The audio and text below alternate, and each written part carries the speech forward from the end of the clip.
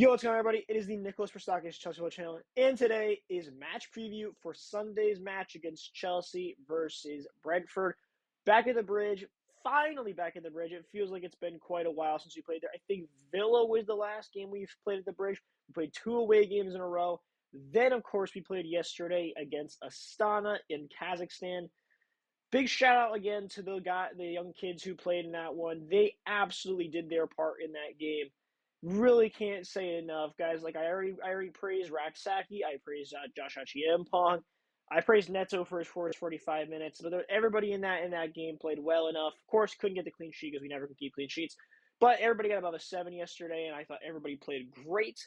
So shout out again to the young kids who got their debuts and everything yesterday, especially to Ato Ampa. He didn't surprise me too much, but he was still very, very solid. Really was showing his pace and dribbling in a game that you might not have expected him to play. But going into this match against Brentford, it's a lot of things. We're currently won our last 6 games in a row. 6 games. 4 of the last 6 are home matches. So, or not home matches. 4 of our last 6 were in the Premier League. So we're on a current 4 games in a row win streak in the Prem, 6 overall total, of course. But this has been a really, really insane run. Enzo Maresca has been dialing this team up. And now they go against the Brentford team, which are playing very well. But the only problem is with this Brentford team is that their away form is second to bottom in the league. They're currently 19th in away form this season. They're such a good home team, Brentford. They currently, I think, are second in home form this season, which is ridiculous if you put your mind to it. I mean, think about it. They're 19th in away form, second in home form. Incredible. That's an insane distribution. So, in essence, we should be looking to dominate this game, especially since their away form has been so poor this season. And that's what I have here at the end. We'll say our score prediction at the end. But I personally think we should be able to go out and kill them. But Brentford in this one, not an easy team, though. Can't take it for granted. The only thing I would say about Brentford before we head into the lineup I selected for this one is that Brentford are very poor defensively. I think they have one of the worst, if not the worst, defensive record in the Premier League so far this season. I think they've conceded 28 goals this season of something of the sort. They've scored a absolute shite ton of goals. But when you look at the allowed goals as well, they're about even almost. That means their goal difference is very similar. But they've scored a crap ton, but the amount they've allowed is insane on the levels amount of games we've played this season. So we're going to have to keep it in mind. And definitely, if we're going to looking to score goals in this one, this is definitely going to be one of the teams that we are able to put up a massive tally against. So let's hop into the lineup. Let's see who I have scoring, and let's see who I got playing. This is the lineup we have here in this one. We got Rob Sanchez, Mark Cucurella, Levi Colwill, Benoit Badiashile, Mal Augusto, Moise Caicedo, Enzo Fernandez, Jadon Sancho, Cole Palmer, Noni Madueke, and Nicolas Jackson up top. Starting from the back in this one, I have Robert Sanchez in net. Of course, it seems as though, even though we want guys like Jorgensen to get the playing time, and he proved to do really well in that Southampton match, it's going to be Robbo in most of these games up until a point that maybe he makes too many mistakes that Enzo Maresca can't make or has to make the change. Or maybe after the Conference League game when we start to play midweek games, maybe we'll see it. Maybe we'll see a change. But until that point, we will not see it. Robbo's going to keep playing, even though he was so poor against Spurs. Doesn't matter how you say their name; they're still crap. But he's going to keep playing, and he's going to play this one. Marc Cucurella, he's going to keep playing. He's not going to get benched after a performance in the first 10 minutes that were dreadful. He's going to keep playing, and he played really well after the first 10 minutes in the Spurs game. So keep him playing. He's going to stay consistent. He's part of the formation that I have going into this one. We're going to show how I'm going to have the tactical spread after I set the lineup up as well. Levi Colwill, he's obviously our main center back. He's the guy at the back. He's going to continue his good form. He played pretty well in the Spurs game. Outside of the Solanke goal, I thought he played pretty well. So I think he'll keep playing. Benoit Badiashile, I don't think he was too amazing in the Spurs game. I also think he was horrible in the Spurs game. And I think that Maresca wants to see what he has in him. And, he's looked okay enough in the last few games to the point where I think either it'll be Tosin, I think, or it'll be him. But since Tosin and Disasi played midweek, especially in the Kazakhstan weather and all those miles traveled, I think it has to be Benoit Badiashile who comes in there. So Malo Gusto at right back. I think that after how he played in the last 2 games in the league, the Southampton game, he was great. And then you saw in the Spurs game off the bench, he looked great. I think we'll see him obviously play a more conventional role as a right back. I think that there's a way and a form we see him maybe do an inverted role, but I think he's better as a normal conventional right back, maybe doing normal inverted runs or overlapping runs. I think he's better as a normal right back. I can't see him in an inverted role. I haven't necessarily been fully impressed with it this season, and I think he's just so much better as an overlapper than a person who comes into the midfield. Of course, I think played attacking midfield with Lyon in his early career, so I don't know. Maybe he can develop it. I just haven't been a big fan of it. Enzo, he's going to keep playing in the midfield alongside Caicedo. They had a week break. Enzo first, he, of course, has been outstanding in his form the recent weeks. We saw his passion for this team last week against Spurs. Incredible stuff he's been playing these last few weeks.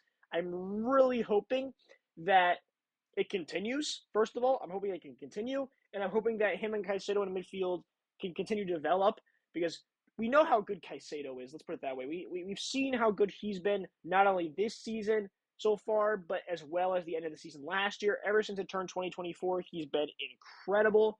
So we got to give Caicedo his praise. But Enzo Fernandez, however, we haven't seen this kind of consistency with him playing so well up until this point this season. The late November stretch in here into December has been some of the best footy he's ever played in a Chelsea jersey. So if we can see it continue for the foreseeable future, that's something that us Chelsea fans would absolutely put our hands up and say we were wrong.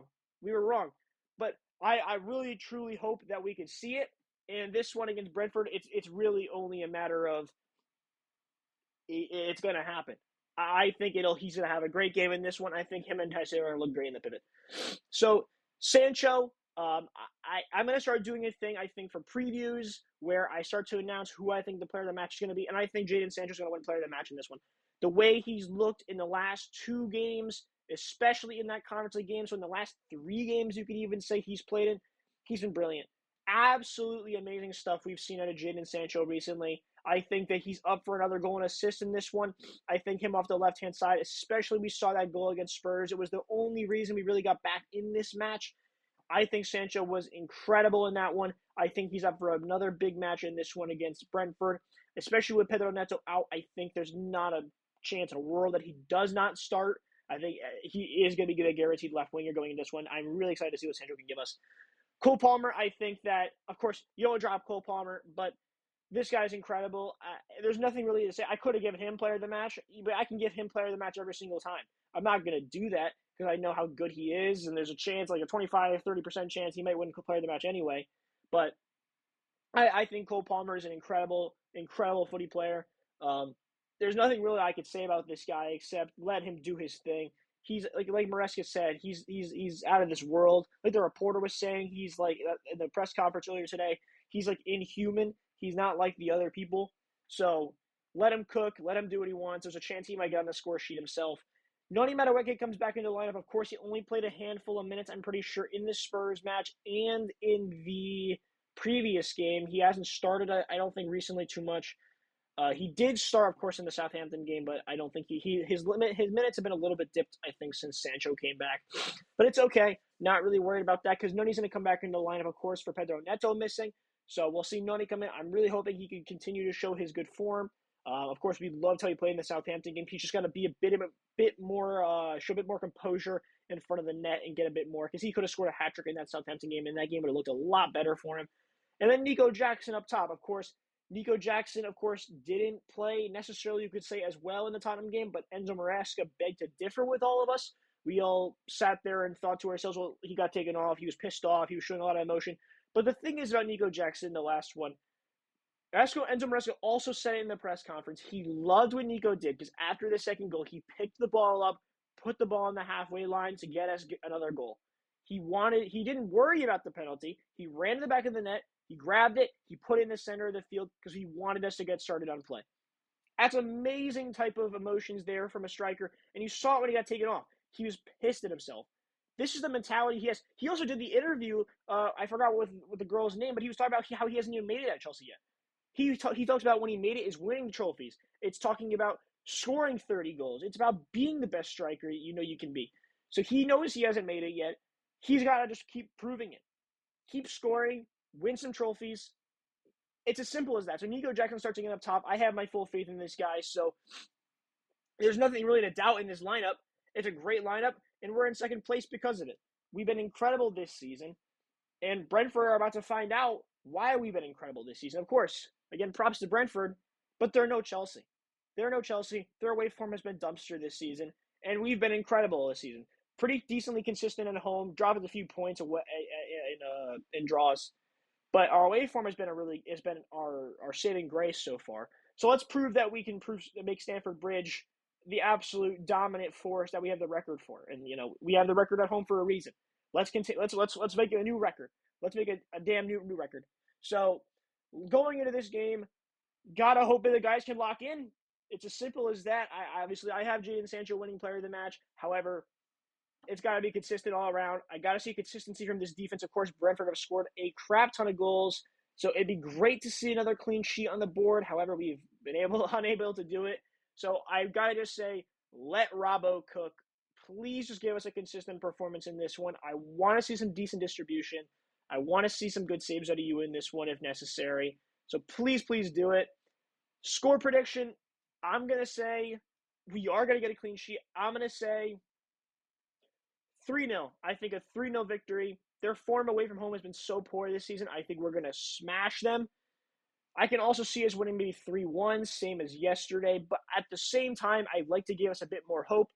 So I'm going to stick with 3-0. I think that we're just going to cook them in this one, and we're going to go to 34 points. I think it's going to be an absolute demolishing. So let me know what you guys think. Comment down below. Like, subscribe. Nicholas Persakis CFC on TikTok and Instagram. See you guys on Sunday for a match review for that one. Peace, guys.